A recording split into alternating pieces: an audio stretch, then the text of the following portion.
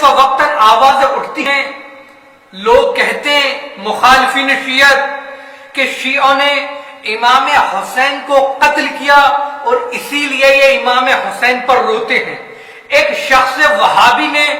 مرد شیعہ پر اعتراض کیا اور کہا آپ جو امام حسین پر اتنا زیادہ روتے ہیں، اتنا زیادہ گریہ کرتے ہیں، اتنا زیادہ آہ و بکا کرتے ہیں، اس لیے کہ آپ جو اتنے زیادہ احساسات رکھتے ہیں، آپ کے بزرگوں نے امام حسین کو آپ کے اجداد نے کربلا میں قتل کیا تھا اور آپ ان کی غلطیوں پر پشیمان ہوتے ہیں اور یہ آپ پر اللہ کی طرف سے عذاب ہے کہ آپ قیامت تک امام حسین پر روتے رہیے گا، اس لیے کہ شیعوں نے، آپ کے بزرگوں نے امام حسین کو قتل کیا تھا۔ مرد شیعہ نے کہا کہ آپ یہ تہمت، یہ نسبت کس دلیل کی وجہ سے دے رہے ہیں؟ شخص وہابی نے کہا کہ جو لوگ کربلا میں امام حسین کو قتل کرنے آئے تھے، نہ ان میں کوئی حجاز کا رہنے والا تھا، نہ ان میں کوئی دمشق کا رہنے والا تھا، نہ ان میں کوئی بصرہ کا رہنے والا تھا، نہ ان میں کوئی مصر کا رہنے والا تھا، بلکہ وہ سب کے سب کوفے کے رہنے والے تھے، وہ کوفے میں سب کے سب شیعہ تھے اور اسی لیے شیعوں نے امام حسین کو قتل کیا۔ مرد شیعہ نے کہا کہ یہ تہمت بے بنیاد ہے۔ ایک مرتبہ شخص وہابی نے کہا کہ کیوں بے بنیاد ہے، دلیل کیا ہے؟ مرد شیعہ نے کہا کہ کربلا میں امام حسین کو شیعوں نے ہرگز قتل نہیں کیا تھا، بلکہ کربلا میں امام حسین کو جو کوفے سے لوگ قتل کرنے آئے تھے، یا تو وہ خوارج تھے، یا تو وہ اموی تھے، یا تو وہ منافقین تھے، اور وہ لوگ تھے کہ جو لوگ امام علی سے اور امام حسن سے شکست کھا چکے تھے، اور ان کے سردار بھی وہی لوگ تھے کہ جن لوگوں کو، جن کی بد کرداریوں کی وجہ سے امام علی نے اپنے دور خلافت میں معدول کر دیا تھا، اور ایسے ہی لوگوں سے ابن زیاد بھی فائدہ اٹھا رہا تھا۔ وہ لوگ امام حسین کو قتل کرنے آئے تھے کہ جنہیں اجرت پر کربلا میں لایا گیا تھا کہ کچھ لوگوں نے اموی بنی امیہ کے خلاف خروج کیا ہے، چلو ان سے جنگ کرنے کے لیے چلو۔ سنو، وہ لوگ امام حسین کو قتل کرنے آئے تھے، شیعہ امام حسین کو قتل کرنے نہیں آئے تھے۔ اور دیکھو امام حسین نے جو کربلا میں بد دعا دی، امام حسین نے کیا کہا؟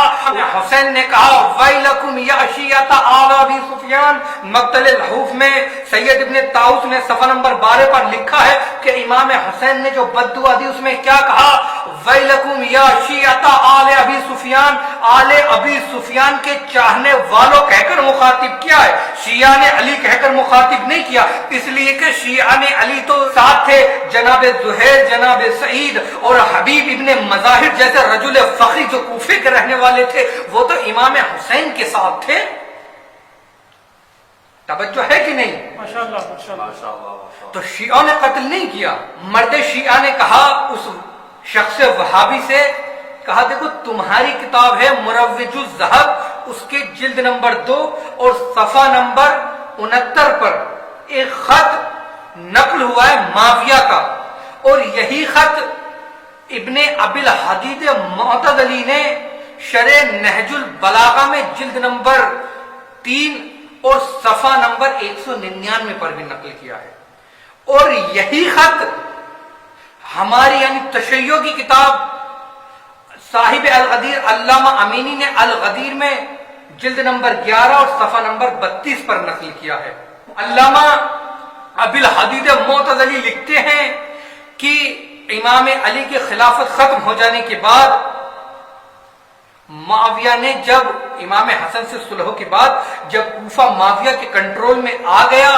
تو معاویہ نے زیاد بن ابی کو کوفے کا دروغہ منتخب کیا۔ اور وہ لکھتے ہیں آگے شرح نہج البلاغہ میں اور مروج الذہب میں بھی ہے کہ معاویہ نے ایک خط زیاد بن ابی کو لکھا اور کہا سنو، کوفے میں جو بھی محبان علی، جو بھی شیعہ نظر آئے اس کے ٹکڑے ٹکڑے کر دو، اسے تہ تہ قتل کر دو، اسے تم قتل کر دو. اور علامہ امینی صاحب الغدیر میں جلد نمبر 11 اور صفحہ نمبر 28 پر لکھتے ہیں کہ زیاد بن ابی نے شیعہ نے علی کو محبان علی کو پکڑتا تھا، اس لیے کہ وہ امام علی کی دور خلافت میں بھی کوفے کا رہنے والا تھا، جانتا تھا شیعوں کو اچھے طریقے سے، شیعوں سے واقف تھا. اس نے شیعوں کو پکڑا، کسی کی آنکھیں نکلوا دیا کرتا تھا، کسی کے ہاتھ پیر قلم کرا دیا کرتا تھا، کسی کے سر اور جسم میں جدائی کرا دیا کرتا تھا، یا کسی کو کوفے سے شہر بدر کر دیا کرتا تھا، یا کسی کو قید خانوں میں ڈلا دیا کرتا تھا. اور پھر جو خط معاویہ نے لکھا تھا کہ شیعوں کو قتل کر دو، ٹکڑے ٹکڑے کر دو، کوئی شیعہ باقی نہ رہے، تو زیاد بن ابی نے بہت زیادہ شیعوں کو قتل کیا. اور پھر اہل سنت کے مشہور عالم دین علامہ طبری تاریخ طبری جلد نمبر 6 اور صفحہ نمبر 132 پر، اور کتاب اہل سنت کی مشہور کامل ابن اسیر اس میں جلد نمبر 3 اور صفحہ نمبر 183 پر لکھا ہوا ہے. علامہ طبری لکھتے ہیں کہ زیاد بن ابی نے جو سب سے بڑے مظالم ڈھائے، ان میں سے جو سب سے بڑا ظلم تھا وہ یہ تھا کہ زیاد بن ابی نے سمرہ بن جندب کو اپنا جانشین مقرر کیا. سمرہ بن جندب کوفے کا رہنے والا تھا، بہت بڑا ظالم تھا. وہ آگے لکھتے ہیں علامہ طبری کہ جب زیاد بن ابی واصل جہنم ہوا، مرا، تو معاویہ نے سمرہ بن جندب کو کوفے کا دروغہ بنا دیا اور ایک خط لکھا کہ شیعوں کو قتل کر دو. وہ لکھتے ہیں علامہ طبری کہ سمرہ بن جندب نے 80,000 شیعوں کو قتل کر دیا کوفے میں. اور علامہ مانقانی کہتے ہیں کہ جب امام حسین کی امامت کا دور شروع ہوا، اس وقت کوفے میں 4,500 سے 5,000 تک تعداد جو شیعوں کی لکھی ہے، اتنے لوگ باقی تھے، باقی شیعہ نہیں تھے. لیکن جب امام حسین کربلا کی طرف مکے سے نکلنے سے پہلے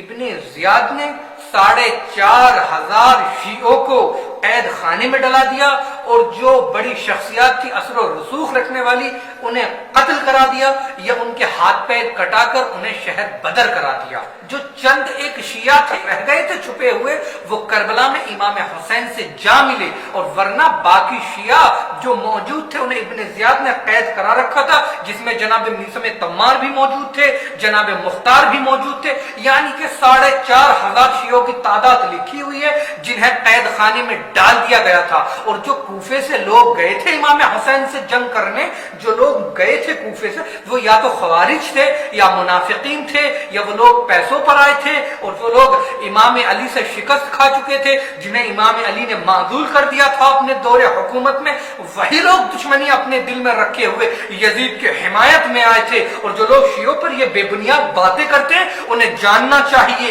کہ عوام کو بہکانا نہیں چاہیے. جان لو امام حسین کے اس جملے سے، وَيْلَكُمْ يَا شِيَّةَ آلِ أَبِي سُفْيَانَ، یعنی ابو سفیان کے چاہنے والوں کو جب بددعا دی. اب سمجھ جاؤ، جو ابو سفیان سے محبت کرے، جو معاویہ سے محبت کرے، جو معاویہ کی تعریفیں کرے، جو ابو سفیان کی تعریفیں کرے، ان کے اجداد نے، ان لوگوں نے امام حسین کو یزید کے کہنے پر کربلا میں قتل کیا تھا، شیعوں نے قتل نہیں کیا تھا.